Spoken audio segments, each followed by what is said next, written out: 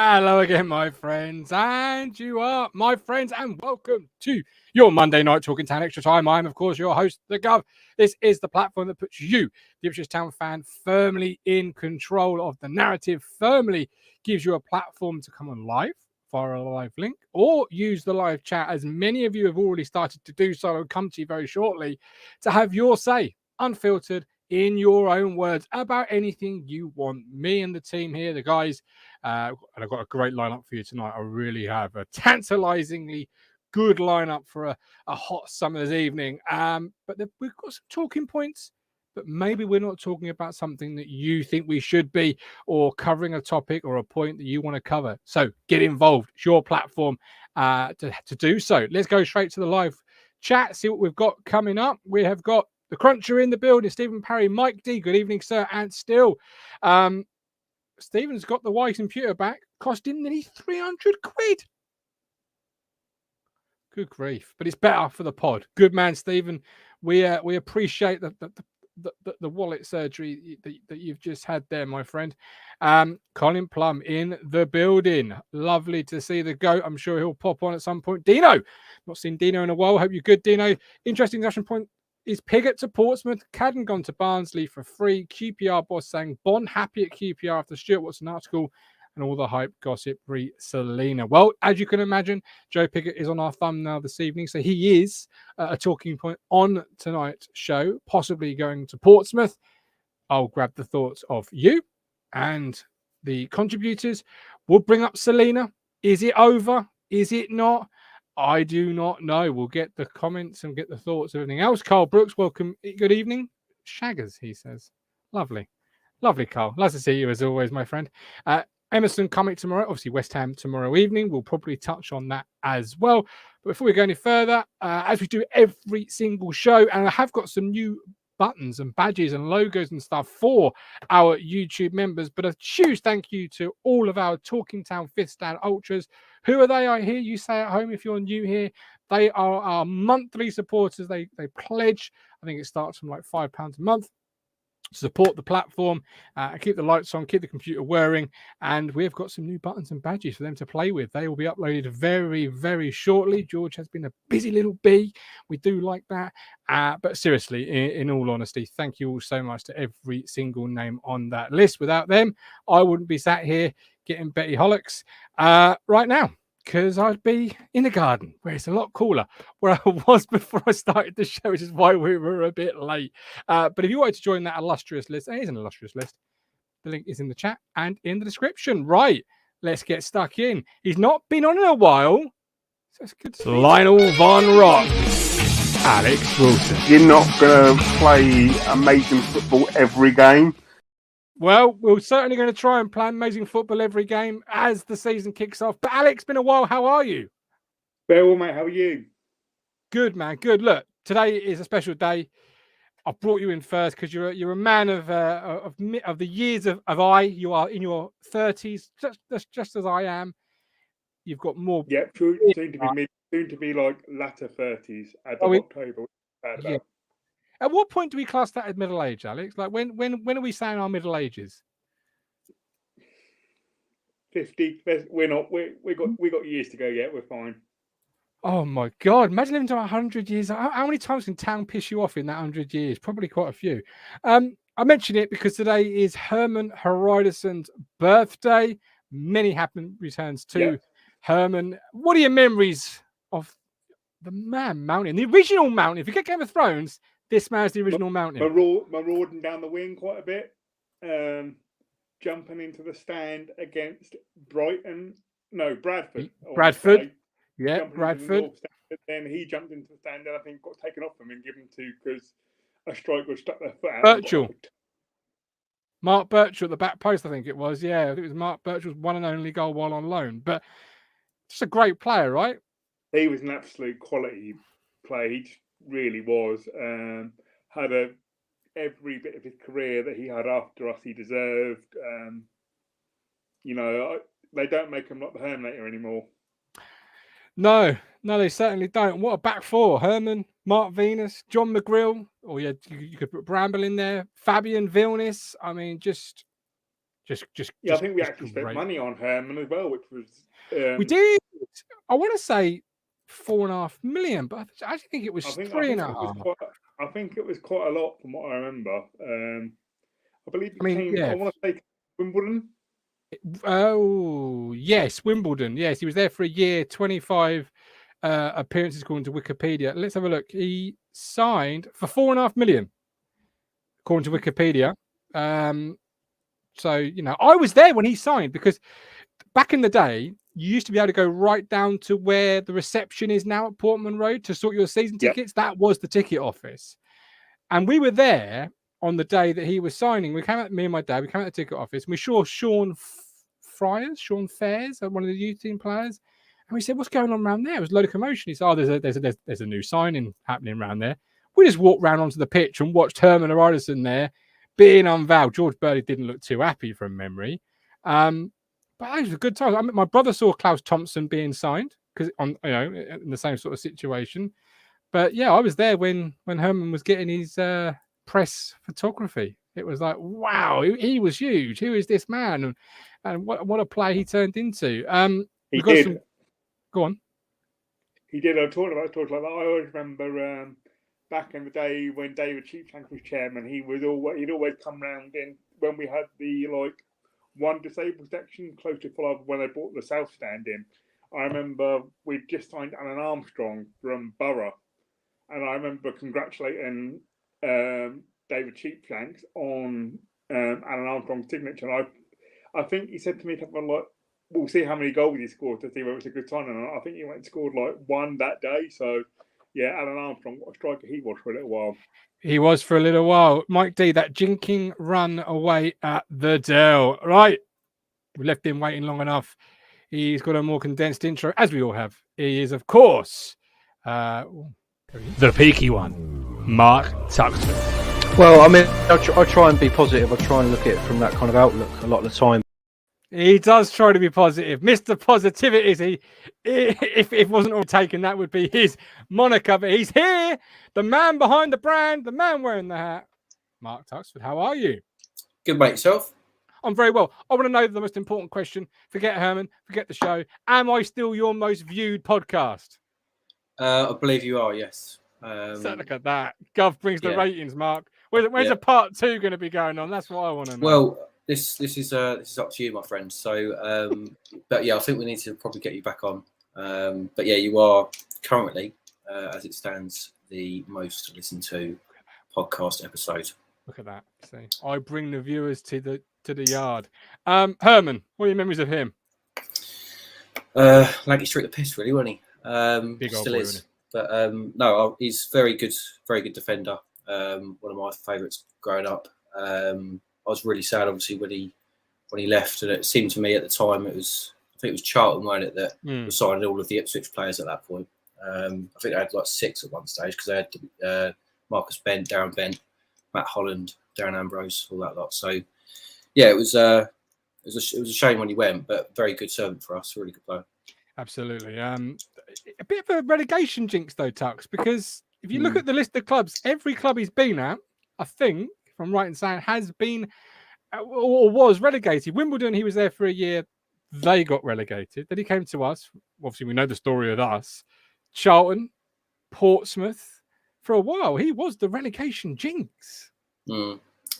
Yeah, but you've got to look at his career. Other than that, I mean, he's played Premier League level. He was playing for Premier League for quite a few seasons as well. And, for a variation of clubs, obviously he got relegated, but it's he's played at a very decent level. So you can't really sniff at that. No, absolutely. All jokes aside, a fantastic player. Now, the chat want to go in 2 directions. They want to talk about Joe Pigott and Nicky Cadden. I want to start with Nicky Cadden, if I may, just because I think that'd be a very short sort of conversation. He's obviously gone for a free from Forest Green Rovers. He's a left back to Barnsley. Were you surprised? I don't think we were ever in for him, Tux. Were you surprised we were never in for him? Are you upset that he's gone and we were never in for him? Where are you on the whole Nicky Cadden situation? You can't really miss what you haven't had. So, you know, from that sense, it's, you know, am I disappointed? No, because I didn't really know much about it, if I'm honest. But, you know, I think we're obviously in the market for another left wing back. I think it's important that we get a left wing back and not just a left back, as we've seen from what Thompson's given us during his loan spell. But yeah, I mean, you know, I personally think we just need to get someone in that's, you know, that's more forward thinking than they are defensively. And I'm hoping that, you know, Greg Lee's going to be that. But it sort of seems to me that he's probably going to be a bit more of an understudy, maybe. I don't know, but potentially so. Leif Davis, obviously, £1 million bid. We don't know if I haven't seen whether it's been accepted or rejected. I just know that the bid was made. Yeah. You don't spend you don't spend £1 million on a left back, do you, Tux? Without the geezer being the number one choice. Yeah. You know, I think we've made obviously all of our transfers so far in the window have been free transfers. You could say, are they going to be starters? The only starter for me out of that kind of four really is probably Dominic Ball.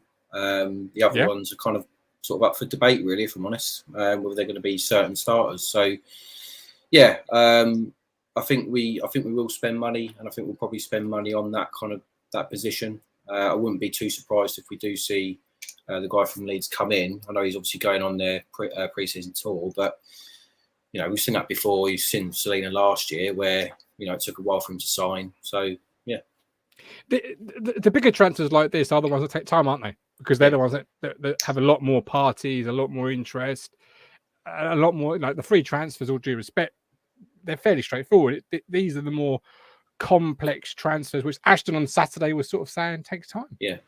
Well, I think you can't, as a Premier League club, you can't really bring people in until you've got that position covered yourself. Yeah. And obviously they're waiting on their own deals. So, you know, for me, that's what it's all about, really. But yeah, I wouldn't be too surprised if, you know, after the tour that they have in, I think it's Australia, is it, somewhere? Yes, it is Australia, yeah. So hate that, by the way. Yeah. Hate modern football. Modern football like that. Yeah.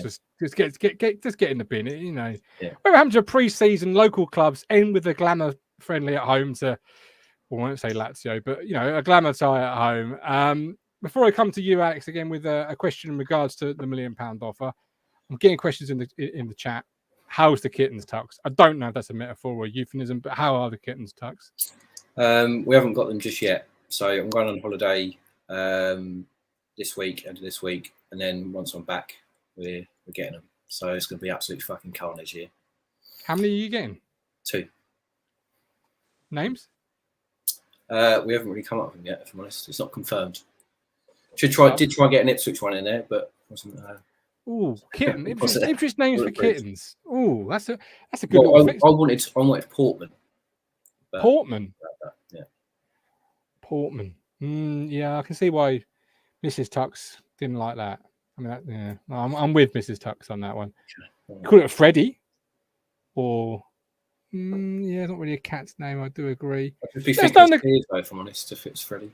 Oh yeah, that's true. TT competition says Matt Stannard names Tux's kittens. I'm not going to say competition because I can't make Tux name them the name that you come up with.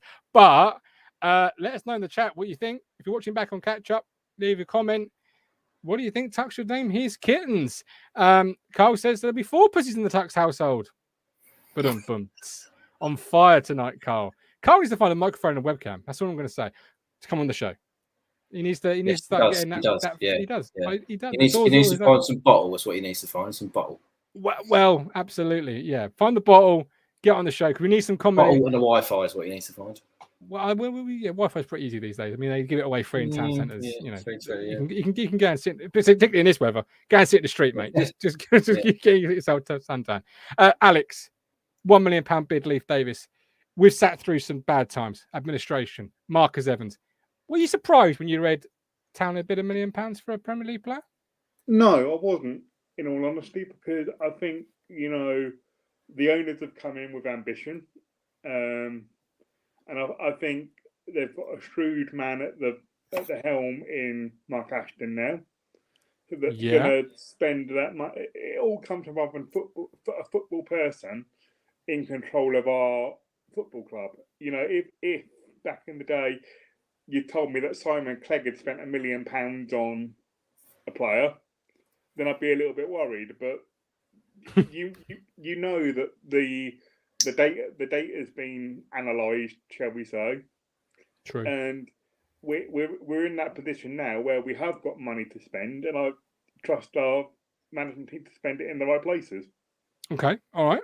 Like the fact you're putting the trust in them. I was surprised, for the record. We are a third tier side still, and I've sat through us spending 10,000 on Tyrone Mings and pretending that was a lot of money. Yeah, but how many times have we said over the last 20 odd years, if we'd just spent a little bit of money, we would be in a better position. Now every year. Yeah, Boxing Day 2015 is what you yes, my friend. When they brought Freddie Sears in that window, and that was the answer to get you to the Premier League. Yeah, no. Look how that turned out. Well, that in itself could be a whole show, that transfer window, because you're on the verge. You're really pushing the window. You've been the best team so far in the first part of the campaign, and you just needed something. Owen, our YouTube member, Leaf is local to. Is it Leaf or Lef? I'm not quite sure. Let me know if anyone does know. I do struggle with names. Leaf is local to myself. Come into my work the day before the offer had been announced. Funnily enough, there you go. He was trying to, he probably was trying to ask you a question about Ipswich Town, but he just, was wilted in your presence. That's probably what it was. Stephen, it's not what we are spending, but who's spending it. Yeah. All right. I'll come back to Ashton. Actually, I'll circle back to him. Joe Pigott, man on our thumb now today. Heavily linked with Portsmouth Tux. Loan, we believe, on the verge. Could be there as we speak, signing the dotted line. Probably a shorter dotted line than Rich thought Celina's was, but he's there, we believe. I don't know. You surprised at that? You sad to see him go? What are your thoughts on Joe Pigott? I'm not surprised to see him go. I'm surprised to see him go to Portsmouth, if I'm honest. I didn't think Portsmouth were being for him, but having said that, I don't think they've got a senior striker on the books, have they? So they need that, firepower, if you will. I don't know if I can sort of use that term. Well, you had a great year before you arrived here. But not a great career, but the more I've seen of him, the more it's kind of been a case that maybe he was a bit of a one-season wonder. You hear kind of Wimbledon fans say that they're quite pleased when he left them to come to us. So what does that say? But I am surprised that he hasn't done better here, if I'm honest. Did he get the chance early on? I don't know if he did, if I'm honest. And, if I'm going to be defending him slightly there, but when he did then play, whether that's under Cook, McKenna, whatever it might be, then I don't think he ever showed enough. And I remember one sort of like fairly decent game that he had, and he just held the ball up.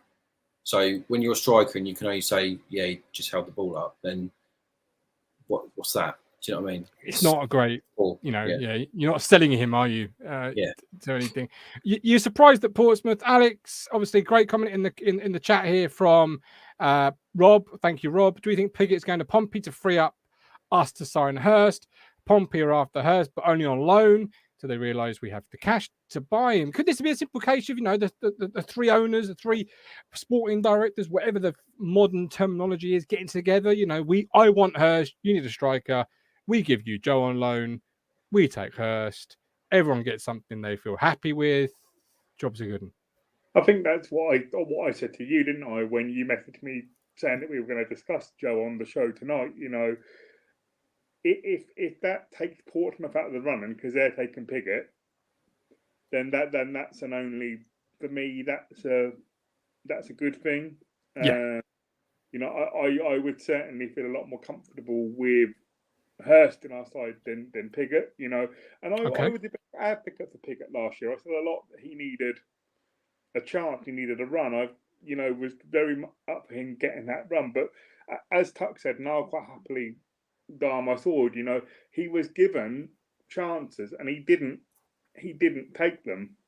I didn't feel that he was any better than the strikers we had last year. And the fan base sit here and moan about all the strikers we had last year. Pigott wasn't any better than any of those for me. I'll always say that I thought James Newell was the best striker that we had last year at the club. Okay. You know, I thought Bon, obviously, you know, he had his purple patch, didn't he? But you know, when it sort of boiled down to it, for me, if you put it on ability wise, I just thought James Newell was the best one, and Joe Pigott doesn't come anywhere near that for me.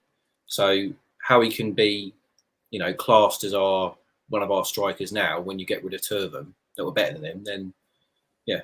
So I really feel for Joe Tux, because he's moved to a new football club in a absolute state of transition. You know, it's not just like he's coming in and he's one of four, like this year, one of four signings. He's one of 19 signings. That's a hell of a lot. He loses his father. The manager that brings him in, for some reason, doesn't play him. Then he loses his job. Then he's asked to do things by the new manager that clearly, you know, weren't his strong point. I do feel a little bit sorry for the man, Joe Pigott. I felt this year's been a really tough year for him. I do and I don't. I mean, yes, obviously, I feel sorry for him in the sense of his family bereavement. Yeah. So that's not nice for anyone to go through. But I mean, I get confused, Tux, when they move the baked beans in Tesco's. Like, I can't imagine moving houses, 19 new signings, and all of that going on. It would. Well, yeah, but he still has a decision to make there. He knew what the true. You know, kind of what was happening at Ipswich. He knew there was going to be like a turnover of players coming in. I think he was one of the first ones coming in through the door anyway. So he knew there was going to be others to follow. He knew he'd have competition. So in that sense, if you were then worried about that, don't go to a bigger club than what Wimbledon is. If you know that your level is Wimbledon, no disrespect to them, but if you know that's your level, stay there. So I do and I don't. I mean, you know, he's a footballer. If he wants to play at the highest level or challenge himself, he needs to be surrounded by better players, doesn't he? And if you're not going to perform on a bigger stage, albeit League One level, for a bigger side, then what does that say? I'll ask you both the question. Is it the end for him? It's a loan deal. Is it the end for him in Ipswich Town colours? Yeah. So regardless of the year for you, no way back. No. Okay. Alex, no. Is it the end for you? Yeah, I think it's been done with a view to possibly letting him go out for a year, increase his value, and then potentially I don't know how long, whether he's got another year on his contract after this season, and maybe, you know, put him out, you know, have him play week in, week out, see if he can score a few goals, and maybe go to get a bigger fee for him, you know, when he does, because I don't think he's going to get in ahead of what we're going to bring in. Yeah, well, but then you look at before I come to George Hurst, we'll get a few comments. I want to get the live chat is literally flying along. Cole Brooks, let him go. I've seen enough to know he's not good enough. Doesn't suit what McKenna wants from a striker. Sometimes it just doesn't work out. Good luck to him. Trevor, interesting how it's great comment needs to be said on the show. To be fair, Carl. Yeah. Trevor, interesting how Pigott gets on. I even put it on the show with Tux. Look, Carl. Oh, you know, so you can look after you. You know, like Sam Morsey and Lee Evans. Interesting how Pigott gets on. Still think there's a player there, not as bad as some say. Lee Anderson didn't work out for him here. He hit the woodwork more times than he scored. Yeah, good move for all parties. The Ashton McKenna vision will attract good players. Players speak to players. Ant thinks Cowley's style of football should suit Pigott. Not sure we should be strengthening our rivals, though. I'd have thought there'd be an asterisk in the deal, wouldn't you, Alex, that said he couldn't play against us? I don't think they'd let him go to Portsmouth without some protection to say that he can't play against us. You know, it's because at the end of the day, Portsmouth were they ahead of us? Did they end up ahead of us last year or just under us? Well, 10 teams did. I'm not sure if they were one of them, but so you know, I can't. You're a betting man. Again, knowing the kind of ownership we now have in place, I can't see an oversight like that being allowed for any player that we give to another club in this league. There's going to be that clause in there to say that you can't play against us. He's a lucky man, though, and he touched really for a club like Portsmouth caliber to be even viewing him, because you would have thought after the year at Town, someone like Wimbledon, as you were saying, would be sort of the more natural sort of move.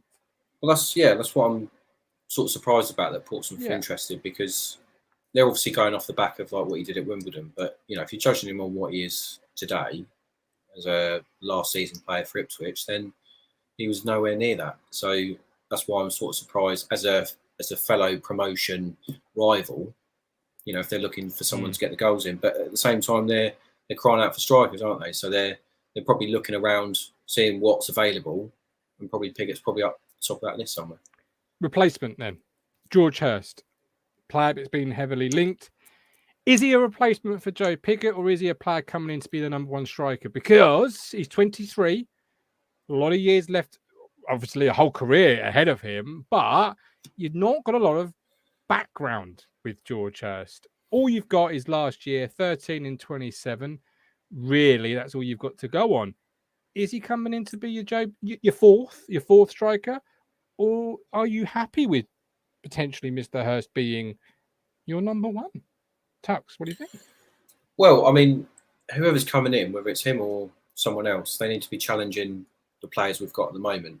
Whether that's a fourth striker, first striker, second striker, first striker, doesn't matter what rank you are, you need to be challenging what we've got. And obviously Pigott isn't doing that at the moment, hence why he's going to be going out on loan. So whoever we'd be getting in, and for me, yes, obviously we needed another striker. Even if Pigott stayed at the club, I thought we needed another one.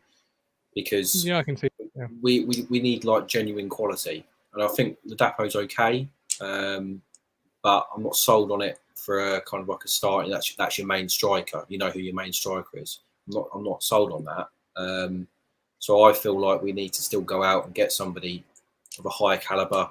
And to be honest with you, I thought that might be through the foreign markets. I did think maybe Pert and McKenna might have seen something out there that we obviously don't know much about. Sort of bringing it through that kind of avenue, maybe. Still could be. It could be, yeah. I just don't know if I buy he's an instant improvement, Alex. Like, he's younger than Joe Pigott, and I'm not saying he's not going to be better than Joe Pigott, but for right now, body of work, both on the table, stick your CVs down. I ain't exactly running away and doing cartwheels thinking, we've got rid of Joe Pigott and we're bringing in George Hurst to be the number one striker. Like, 27 appearances, 13 goals is great, but that's all I've really got. But I don't know. I think you maybe need to. I think with us sort of gutting our strike force as we have done, I think every striker that we're going to have in has got a clean slate for this year, and it's down out of the four of them. Let's say Hurst, Jackson, the guy from Rotherham whose name I can't pronounce, Tyrese John Jules. Yep, John Jules, good point. It's down to whoever out of that four, go and make that position yours.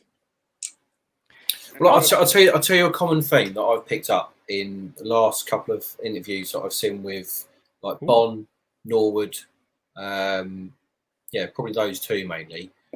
When they had their end of season chat with McKenna, they said that McKenna didn't think that they were the type of player that could run in behind. So obviously he's after a striker that has the ability to potentially run in behind. Obviously maybe offer a physical threat, but he wants a striker or his strikers to potentially run in behind. And I think that's where... Jackson. Yeah. I think about that. It's Caden Jackson, isn't it? Yeah. I forgot about him, to be fair, in this conversation. And which makes the George Hurst signing, Tux. I don't know.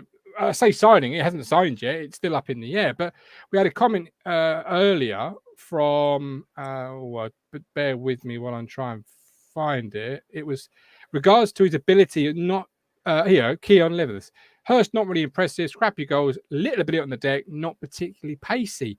If he was to come in, and let's say he fits the profile, let's say Keon's got that a little bit incorrect or whatever, where does he fit? Because you've got Caden Jackson, you've got Frelly Ladapo. Is it a change of formation? Is that what we're seeing here? If so, are you top heavy in defence? Try and sort of figure it out for us. I mean, for me, there's probably more of a plan B associated to this one, potentially. Okay. I do feel like that we probably won't just stick with the 3 or the 5 at the back, whatever you want to call it, throughout the whole of the season. I feel like there's going to be... He's probably trying to drill that into his players at the moment, where it's not just set on formation, it's how they play.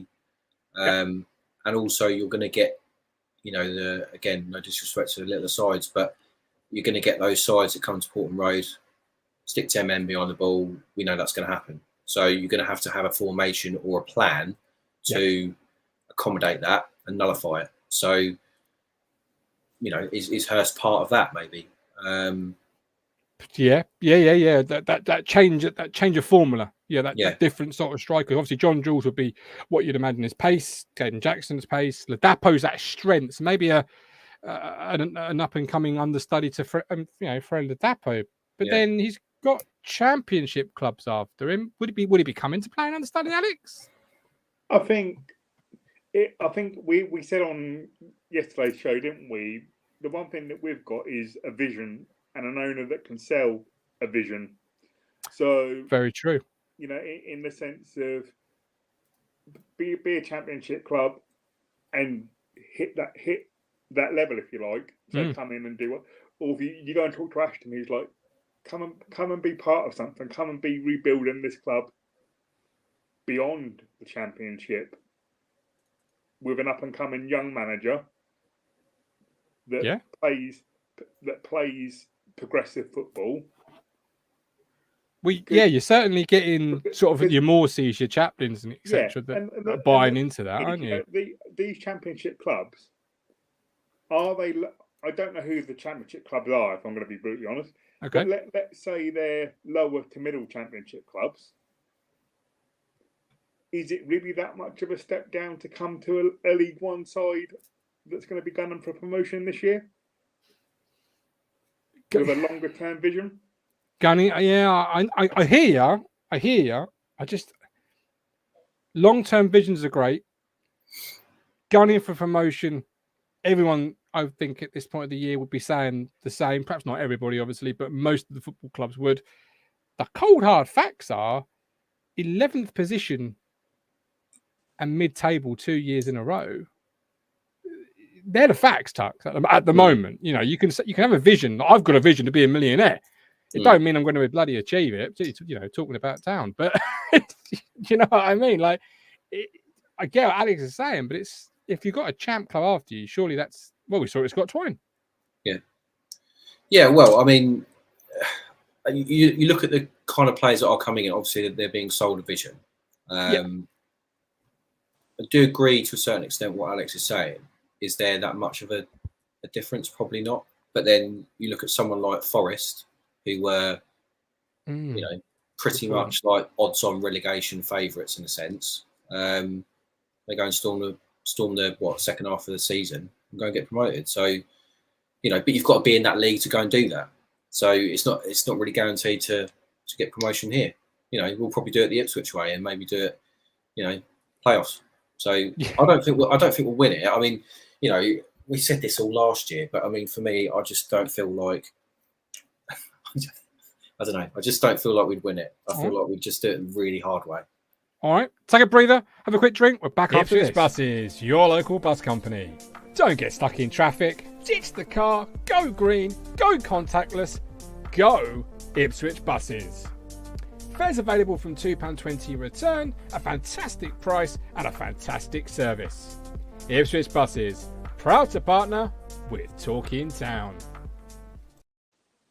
Beautiful. Right. Stephen, 300 quid down, but here you are. You're back on the platform.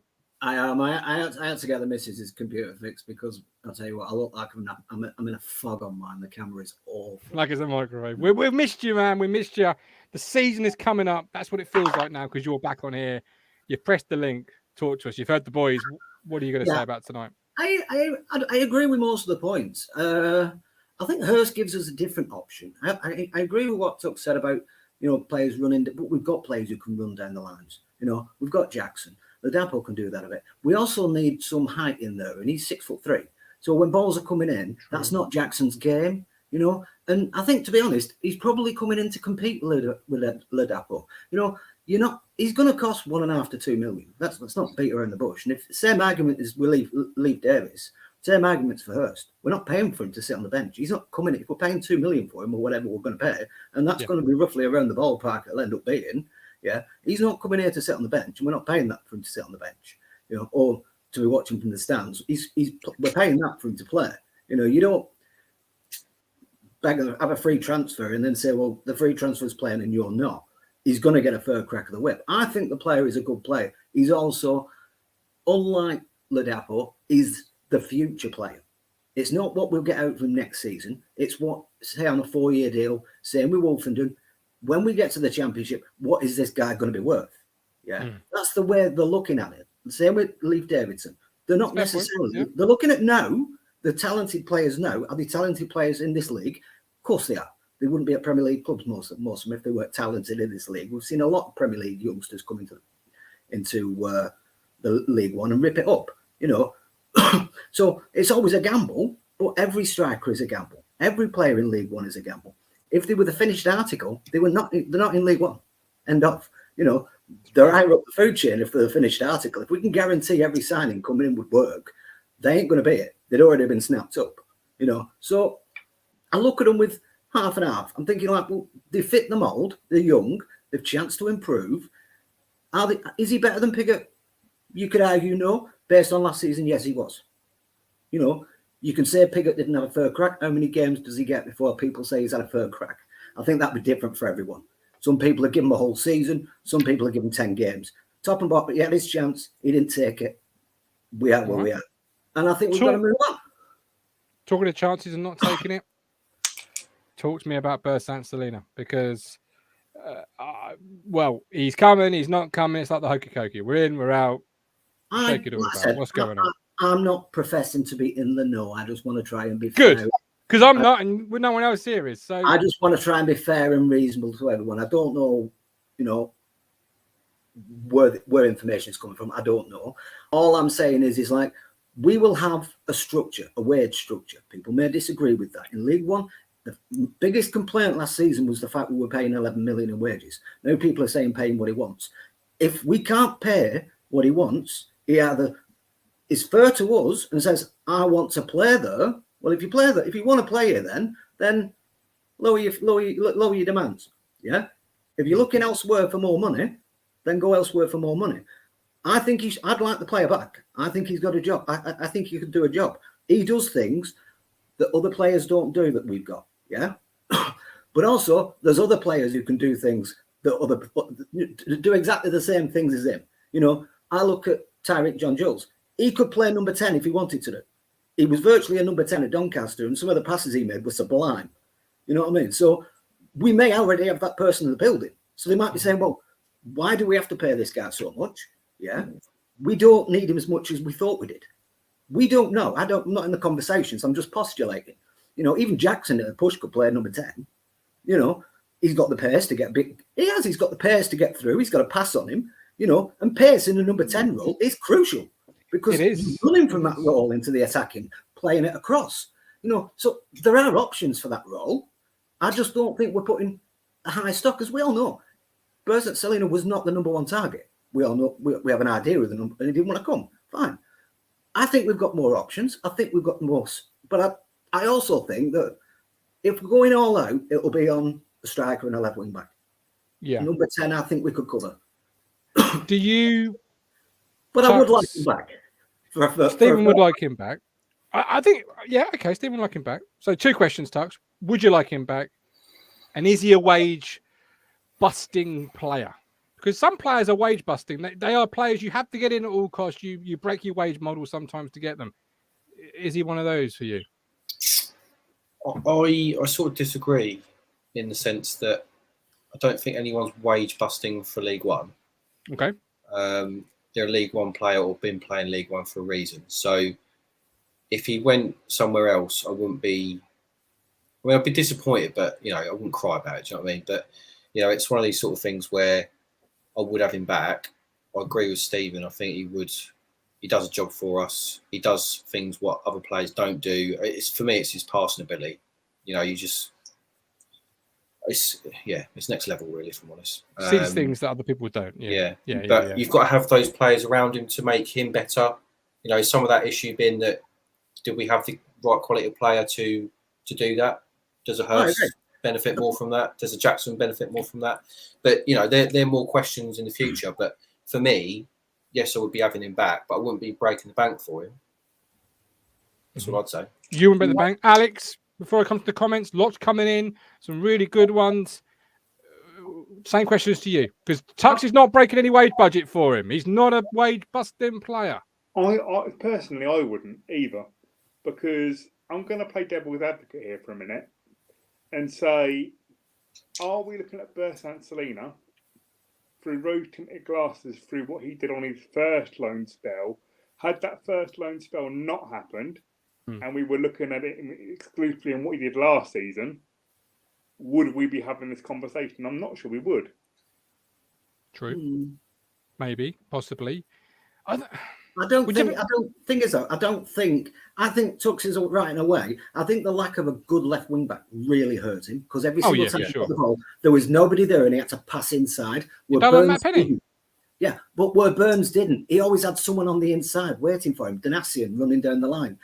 He always had someone in support to help him. Burson was there on his Todd. There was never anybody, and all he could do was come inside and pass through into Morsi or into the number 10. So he was never getting, he was never in a position to be able to affect play as much as people wanted. I think he could have done more with the right personnel around him, a good left wing back, And we all know he had issues to start the season. I think there was differences between his first one and his last one. The first one was in the Championship. And we all know that's a much easier league for ball players to play in than what League One is. Yeah. A little bit more time afforded to players. Yeah. People like that thrive more in that sort of environment. Everybody says that he would be a better player in the Championship. Probably would. But we are where we are. I think he could do a job. If it's the right price, I would take it. But at the end of the day, you've also got to think about team harmony as well. And you've got a lot of players in there, and they all know what each other's earning. Yeah. And if people are sitting there going, well, you're getting paid this for doing that, and I'm not getting a pay rise, that can start eating into other people. Yeah, people say I don't know about that. Seriously, people say it doesn't happen. It does. Oh no, it does. It does. When someone's not performing. But this is it. This is the important thing to remember. I think it does. Absolutely does. But footballers are a special breed of person, and they want to win more times than not at all costs. And if you can justify it, if you can say, well, he's our best player. Without a doubt, we need him. Players a little bit are, he's going to be earning more. But I do agree with you. Yeah, it can cause that. I don't think he was our best player. He could have been, but I don't think he was. Chaplin was better than him in the number 10 role. Yeah. I agree. Yeah, I agree. I'm in two ways. I'm in two sort of mind. I am bothered if he comes back. I'd love him if he did. But as you say, Chaplin, I felt shaded performances over him. And I actually feel, we finished 11th with Bersan. Why are we sort of running it back with the same number 10? I just want to make one more point. Yeah, is like, I want him. I'd like him. If a deal can be done, get it done. If not, move on quick. Yeah. Because I agree. Drag on and drag on and drag on. We don't even know what's going on. We don't even know the ins and outs. The club's not said nothing. Yeah. Either come out and say we're not interested and move on. Yeah. So the fan base can move on, because it seems like everyone's stuck in a rut at the moment. Every time somebody puts a tweet out from the club, everybody's going, "Where's Celina?" It's getting ridiculous. I dread going on Twitter sometimes. And I'm not disparaging anyone. At the end of the day, if someone's got some information, I'm welcome to know. I quite like it sometimes, But the top and bottom of it is, if we're not interested, and I don't see any leaks coming from Ipswich Town. The buyer very rarely wants to leak. It's usually come from the seller or the player's agent. That's usually where to try and up the money. That's usually where the leaks come from, and I reckon that's probably where it's come from, either from Dijon or from Bersant's agent. And I just think, just whatever happens, if you can do a deal, do a deal. If you can't, move on. Because a certain Celina seems to have a lot of people on strings on Twitter. That's all I will say. To finish my point, Steve, it ain't my money. If he wants to come, and McKenna wants him, I'll back up the old ATM machine, and I'll just say that empty it power. Because it ain't my money in the day. I don't care how much he earns. I just care if we win. I can't be a hypocrite. I wasn't on board when Derby fans were like going, "Oh, we're buying this player, we're buying this player." Now look at them. They're getting the Zimmer frame group out, aren't they? I'm not that. I can't be a hypocrite like that. If we can do it sensibly, do it sensibly. I don't want to put this club at risk just for some glory signings. That's not for me. Yeah, but that's when trust in the ownership comes in, and exactly. they would spend, but not excessively. Stephen, as always, it's great having you on the platform. Look after yourself. We appreciate you. Right, comments moving quicker than I can come to you. We love that. Keep that going. Carl can't see us getting anyone better than Celina. Should have got him at all costs. Ben Moore, I don't see us going long as much as what we would have under Lambert or Cook. Don't mention Lambert in the same sentence as Cook, Ben, please. I'm not going to read the rest of that comment just because you've upset me with that. Callie, 3 parties involved in Celina deal. Ashton and Celina want deal done. Well, in that case, I would back up the truck, Alex. I would say take what you need, take the gold. And was told earlier that, contrary to reports, his wage demands are a lot lower and well within budget. Dijon are messing around, says Callie. Well, there you go, Ben. This is all based on videos. Sam Parkin probably looked good on videos. I want TJJ to succeed, but back of my this is about Tyrese John Jules. Yeah, I've mentioned the Louis Barry vibes already, Tux. I'm not going to revisit them. Because I hope he isn't. I hope he isn't this year's Louis Barry. Actually, some sort of award by the fans given to a player of the year, the Louis Barry Award. It sounds, prestigious, doesn't it? This year's Louis Barry Award is, Joe Pigott was up there. Let's be honest. Before I bring the goat in, sort of to in a second, we were asked a question on yesterday's show by a viewer whose name is Michael, and he asked, who's our most valuable player? Who do you think is our most valuable player? And that, I think he meant by money. So if one player was to be sold, who is the most valuable player that we've got to sell? Tux? What, in terms of monetary value? Or monetary value, yeah. You're facing bankruptcy unless you sold a player. Which one is the most valuable that you would sell? And what's he worth, and why is he most valuable to you? Well, I mean, it's probably obvious though, isn't it? I mean, when you think about kind of like Wes Burns as your main one, but I mean, if we're just trying to think differently, I mean, someone who I feel that's going to give us a lot next year, who didn't quite give us, well, gave us, but probably could have given more if he wasn't injured in the early part of the season, was Chaplin for me. I think he's probably one of our better players, certainly offers us a lot, and I think he's that number 10 that I'd be building my team around. Chaplin, what's he worth for you? If let's turn you to David Dickinson for a second. Real deal. What would you be saying to the expert that he's worth? What in today's market? What would you expect to fetch at auction? Well, I mean, if I was Mark Ashton, we got a bid in tomorrow for Chaplin. I wouldn't be listening to any offers under probably 3 million. Okay. Yeah, no, that's fair. Yeah, Stephen Pace is 5. Because he's one of our better players, and you've got to be like sort of realistic in the fact that if he did get an offer from a championship club, he might want to go if it's a right move for him. But I wouldn't listen to anything other less than 3 million. Really, okay. I mean, I'd be asking more, but I wouldn't listen to anything. But you'd expect the offer on the table to start at least 3 million in the conversation to go from there. Lots of comments coming in. Walton, Fridge, Wolfie. Let us know what you value them at as well. What do you think they would be valued? Alex, your turn to be David Dickinson. Who's the most valuable player, and what are they worth, and why? I think Wolfenden. Okay, talk to us. Why Wolfenden, and what's he worth? I think if you look at it purely on numbers, you'd go, as Tuck said, the Wes Burns route. But if you look at Wes Burns' age being 27, 28 now, yes, you're going to get that. Say you get £2 million to Wes Burns, for example. Mm-hmm. Are you going to get that resale value when you get like that sell-on clause that Ashton will put in the contract to that next move? Whereas Wolfen is young enough to make that move from us for say 3.5. And then go and do what Glenn Downs has done, and have a good year, and then go to a Prem club for say 9, 10, 11. Yeah, so it's that resale value, I think, for me that makes Wolfenden the more valuable option. Okay, Wolfenden. We've got Fridge for 3.5 from Ben Moore.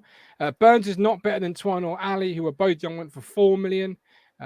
You do well to get 2 million for Burns. Wolfenden for 6.5. I think Wolfenden's certainly sort of brought himself back to the market and redeemed, brought that value back up, because for a while, Tux, his value was in the gutter. Yeah, well, obviously your value increases when you play and you're on the pitch and you play well, turning out performances. So but we had said this a long time ago that there was potential there. For me, he plays better, or he suits, should I say, a more 3 at the back, 5 at the back sort of formation. I think he's a little bit exposed, if I'm honest, when he plays in a 4. He needs that kind of, I don't know, kind of like that Christoph Berra alongside him. If you're going to he play needs a voice, 4. I think. I think he needs to be, particularly at this part of his career, and perhaps not the whole of his career. I think he can develop it, but I think at the moment he's like a Mark Venus, a steadier, an organizer, a calming influence. Somebody's in a. Whereas I feel like in a 5, he just has that kind of license, doesn't he? Yeah, he has that license to go forward, do what he kind of essentially is good at, which is on the ball. He's an on the ball centre half. And yeah, that's for me. That's just my opinion. That I think he's better in a 3 or a 5 than he is a 4. And it would have been interesting to see how he would have got on if like McKenna was going to play a 4. He might even play a 4 this year, and he still might not be up to scratch as a 4 for me. But I don't know. I think he's just better in that kind of formation. Fair enough. Mike, you said you didn't like Flynn down, so perhaps you should sit this conversation out, mate. He'll be playing. Might be playing tomorrow. Actually, we never know. Edward says, anyone else not able to use the QR code for Ko-Fi? Bad times, Edward. That's bad. That's bad. Let me know if you can't use the QR code. Somebody else, even if you don't donate any money, it's not. You don't have to. It doesn't take you straight to a donation and rob you. Because I'll get George on the case. Louis, who's the most valuable player and why? I think Wolfenden for his age. Okay. For his age, that's the potential ability. Yeah. There was a second part to Michael's question, Louis. So I'm going to ask you, and I might ask the other lads, or I might move it on. But what's our overall squad value? So when you get David Dickinson again, Dickinson's Real Deal, great TV show for on a weekday afternoon. If you're not in work or if you can't work, whatever you're not doing, get it on the TV, slap it on, great stuff.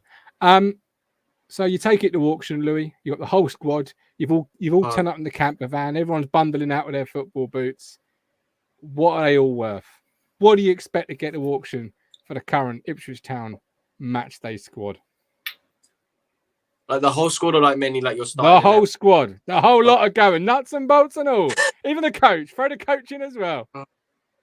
That's the bust, not McKenna. We're keeping him. We need to rebuild something after we've sold people. Trying to think. A hard question, Alex. You got anything you've had all day? 20 million, says Stephen Parry. I would go with that being about right, because if you're saying if we're gonna say 3 for Connor, 3 for Wolf, then that's 6. I think you'd get $1 million for Helaki, so I think about $1 million for a He couldn't catch cold early part of last year. Yeah, but if you look at what the ownership's trying to do and remake the money back that they made more than the money back than they paid for him. Tux. I do agree with him, actually. Do you really? Yeah, I agree in the sense that you won't get $1 million, but you might get a 750 or something. Like that's a what was it? League Two's. He was in League Two's team of the season, wasn't he? So, it's like Pigott. Like he's not 10 grand, is he? He had a shit season last year, but he's not 10 grand. So no, that's true. No, he's worth a lot more. Okay. What's it worth for you in Tux, Louis? More thinking time. Get thinking. 20 according to Cali, transfer market has this valued at 12.5 million. That to me seems a bit light, but you might think that's spot on. Where are you putting it, Mr. Dickinson? I'll probably put it about 15. To be honest, I do think, like as Alex is saying, those kind of like fringe players, you'd still get some decent money for them.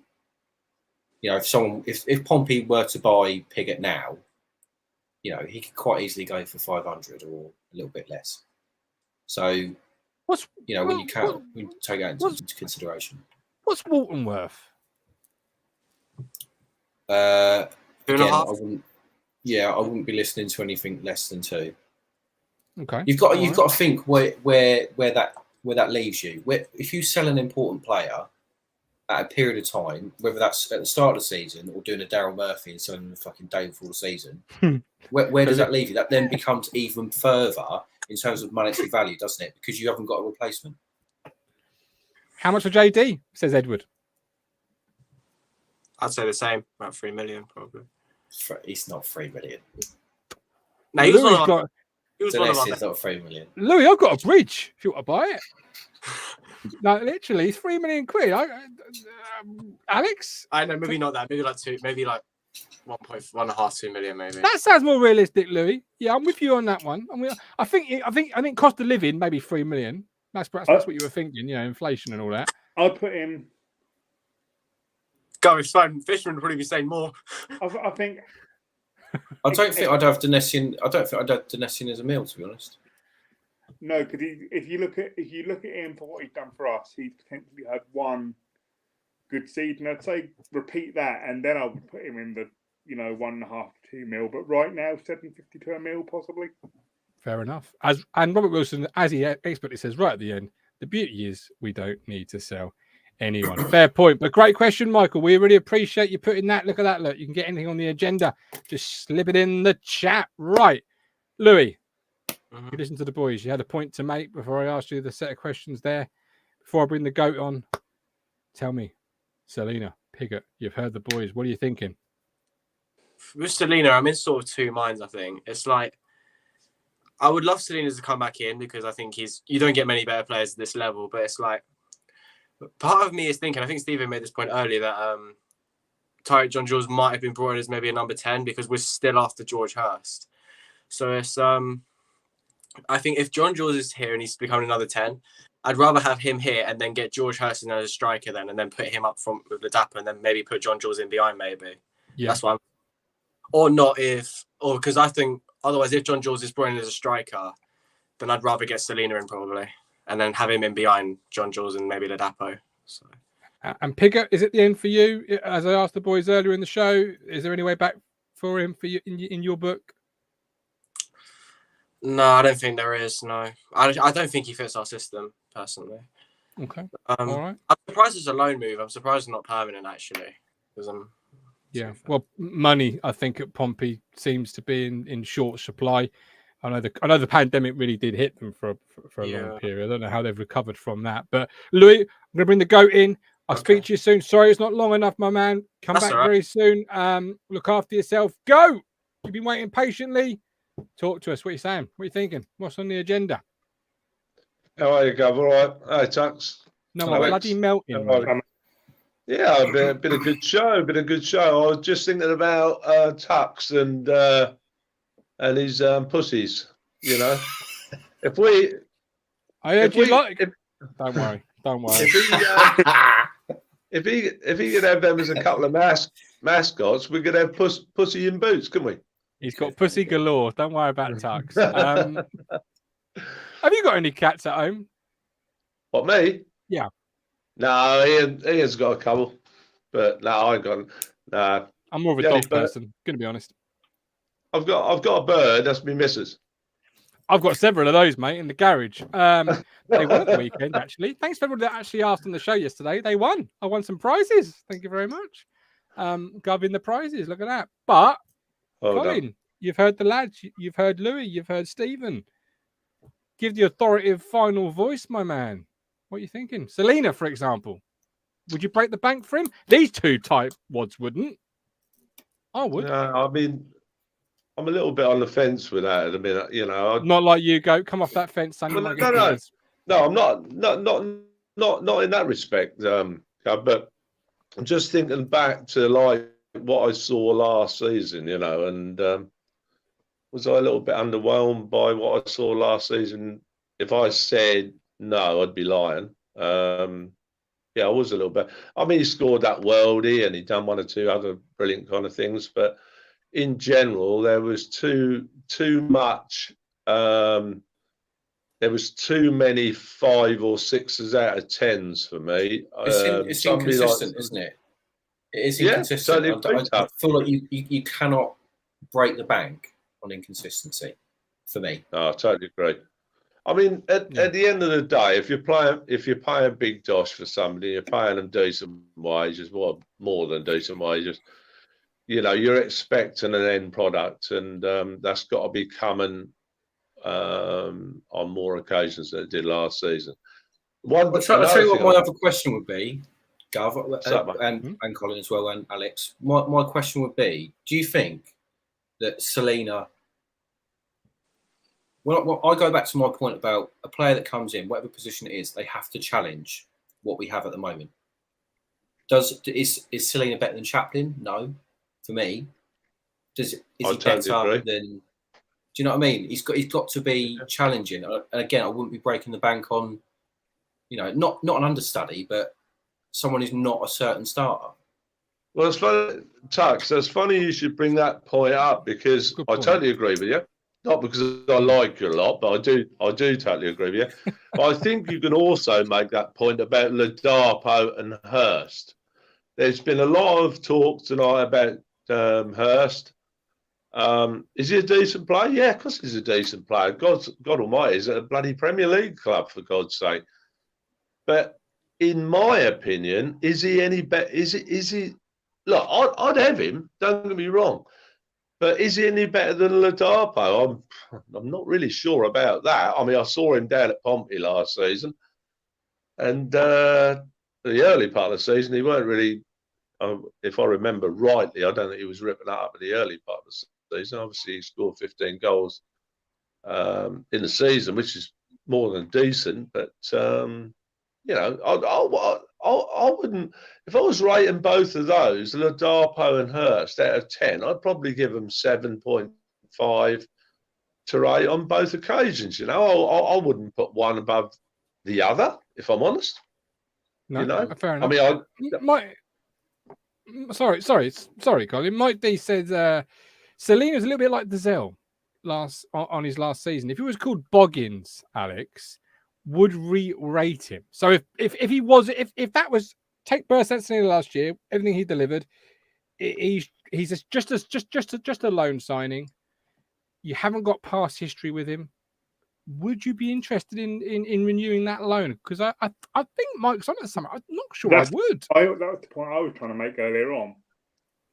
In the sense of, had we not seen what he was previously, and was he just coming in on the basis of last year, as a player we'd never had before, would we be all saying we need to break the bank to get him in? I don't think we would. I think we'd be having the conversation very similar to what we had about Macaulay Bonne, go and get him if the price is right. But, if they want ridiculous money for him, then no. I think we're basing a lot on, I think I think it's a case of we're holding on to that fact of, can we bring out the burst Celina that was here first time round, and that's what we're pinning hopes on, not what was here last year. Very true. Very true. Obviously, West Ham tomorrow. Flynn Downs will play some part, I would imagine. I don't know for sure if he will. I'm not sure if I'm going to be going. I'll keep an eye on the socials. If we are, there'll be a show, obviously, from the Sir Ralph statue. But we are back on Wednesday with, let me tell you who's on Wednesday's show. We've got lots to talk about. Ben and Lewis on Wednesday's show. Before we go, definitive word from you, Colin, on your man, the man that made you famous, Joe Pigott. Possibly a loan deal away. Tux has got a wry smile. Cheeky boy. Colin, Joe Pigott, possibly on the way out. What are your passing comments to Joe Pigott? If I was to bump into him around Portman Road tomorrow, I'd shake his hand. I'd say, good luck to your son. Hope it goes well for you, but not too well where it, you finish above our lot. So, no, I'd wish him good luck. I made up with the lad. Not that I had to, but... what do you make of his year here, Colin? Sorry? We've all got various opinions on it. What do you make of his year here? Oh, very more than underwhelming, but I wish him all the very best. I really do. If he goes with my best wishes, and I met him. I've met him and spoken to him a couple of times. He's a lovely lad, and like you quite rightly said, Gov, he has had a look. I like you have, Gov, and lots of other people. I have, and I lost my father, and when I lost my dad, I lost my very best friend, my bloke I used to go every game with, and he's my very best friend. And I'm sure Likewise. he was his very best friend, and that's hard to deal with sometimes for quite a while. And wish him all the very best. End of the road for you, Colin. Any way back for Joe? If he goes there and splashes 20 goals in, would you be interested, or is it actually, you know what, it's just a formality? There's no more time for Joe at Ipswich. He's definitely going on a loan, is he? Yeah, I believe so. I mean, I don't claim to be ITK. I just claim to read what's out there in the press. Well, I mean, look, Gov, Tuxford Alex. If he's going on a loan and he rips it up like by Christmas, let's have him back, for God's sake. You know what I mean? You know, if he's playing well, he's scoring goals, and that's the scenario. I mean, but would he want to come back though? I don't think he want to come back. That's what I'd say. No, I mean, if I was Joe Pigott and the club says to me, right, go out on loan because you've really not obviously been good enough here. Go out on loan, go play your best football. Would you want to come back to Ipswich? Of course you wouldn't. You want to play for the club that wants you, really. Yeah. Fair point. But then you come to the club that pays your money at the end of the day. You got a contract in football. You got a contract. But all right, some fantastic points, Colin. We appreciate you. Are you going tomorrow night? You are, aren't you? Yes, mate. Yeah, I'm going with Matt Stannard and his family. So really looking forward to that. Good man. Well, hopefully see you if I'm there by the statue. I'll let you know if I'm definitely going. But enjoy. 12,000 people in attendance. This is the Peaky One Mark Tuxford. Here's Lionel Von Rock. Alex Wilson. It's been a Talking Town show. You can support us through Ko-Fi. We are back on Wednesday. If you've got anything you want us to talk about on Wednesday, like Michael did yesterday, get it in the comments or social media. One of us, myself, that would be, because these two are on Wednesday's show. I mean, you could message them as well. I'm sure they'd pass it on. But Mark, enjoy your pussy, and we'll get some pictures. We'll speak very soon. Until then. You make me smile when I think of you. If I get down low and I get blue, I can't get enough. You make me happy, I feel so fine. Oh, how I wish that you were mine. I can't get enough.